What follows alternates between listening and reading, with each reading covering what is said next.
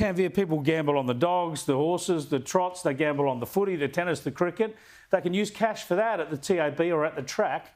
Why shouldn't all gambling then be cashless? Look, Chris, honestly, my take is I think this... I know there was a New South Wales Crime Commission report, but I think this is partly a backlash to exactly what you've alluded to. I think gambling is much more ubiquitous with online and the internet than it has been, especially in the last 5 years. So I think there is a bit of a community concern. We're taking it out on the pokies. Now, in my field, gambling is known as a behavioural addiction. So it's not like a substance that causes a physiological change, but it's still about poor impulse control, not being able to regulate rewards. So there is something in this. And I think Perrottet's clearly seen it as a winner.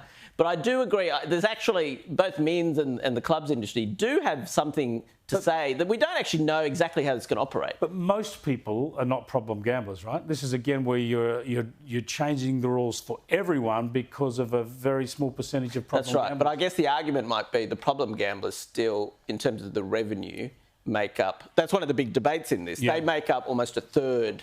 According to the numbers, they make up a very large portion of the total profits. Wow. Even though they're a tiny portion.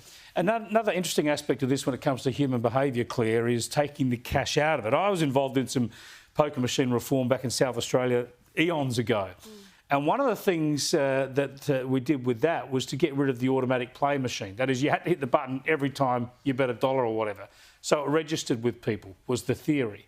Now, if people are not using cash, if it's just going on the card, does that make it easier sometimes to gamble because they're not actually seeing the money disappear?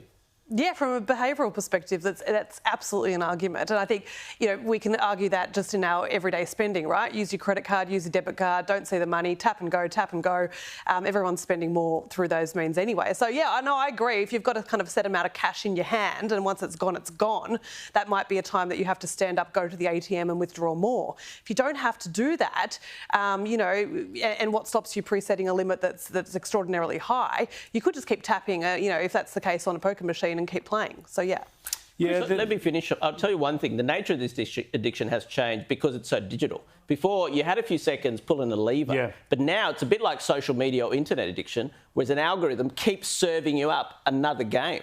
So that moment of reflection, we actually get less of it now for this problem. Yeah, well, I think it's going to be big in this New South Wales state election, no doubt, but it's going to be a big issue then around the country as well. I want to go to another issue that's big, and that is obesity, especially with kids. And we've got this push again, Claire, to hit advertising. To me, it's like politicians have to do something, have to pretend that they can solve the problems of the world. So advertising is something they can hit. But in the end, isn't it all about personal responsibility? And when it comes to kids, obviously, parental responsibility too. Yeah, it is. It is. I think kids and food, I love this topic. It's fascinating because if you think about it, the idea of having a kid food or food that it's marketed just to children, it's only really been around since the 1950s, right? And that's when we started marketing, chicken nuggets shaped like dinosaurs or monkeys on the front of cereal packets, to children as consumers. But yeah, at the end of the day, parents are responsible for what they, purchase and what's in their cupboards. And I've got a 4- and 6-year-old. I know pest to power.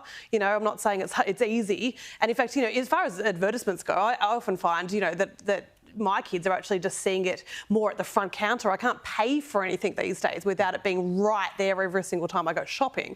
But at the end of the day, it's hard, I know, but it is parental responsibility. And I thought about this and thought, can you imagine the governmental departments that will need to be set up?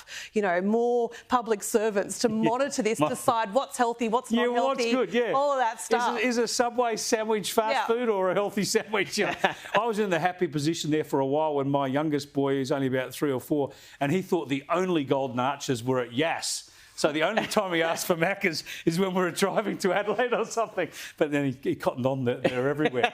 But how do we do it? Shouldn't we just deal with this the way normal families and people deal with it? We know there's too much obesity around, but the idea is to be sensible, not just about food, but about exercise as well. Look, I guess the premise is that families where they do struggle, it could be broken families, it could be messy environments. Can we set up a thing where there's certain behavioural interventions, a bit like cashless gambling, so there's definitely a bit of paternalism. Now, the studies, some of the key British studies on this, show the potential change is very small, and even that is hotly contested because some of the assumptions made in this research was quite questionable. So then the question is, for a potential very tiny improvement, advertising a pretty small part of this problem. Yeah. Is it worth the impost it causes on business? And many would say no. You just put all the fast food stores on the top of a hill and people have to walk a big long walk to get it and a big long walk again. They'll just call Uber, mate. Uber Eats. Exactly. Just briefly, I know neither of you really want to talk about this, but there's a shocking shark attack fatality in Perth on the weekend. We keep hearing about phobias and people not wanting to go into the water but sharks, they're real attacks. It's a very real fear. People have to be sensible and rational about how they deal with this, not pretend it's not a real fear, right? Yeah, absolutely. And it's tragic. It's been a young person has lost their life. It is a reality of living in this country. And, you know, when we talk about putting in drum lines and you know, we can't put a net around every waterway and around the country. I mean, government is not there to save everyone from every action, and it's awful. And I'm all for putting up warnings, you know, of bull sharks and all for warning people about entering waterways. But it's a reality that we live with. It sure is. Thanks for joining us, Claire, Tanveer.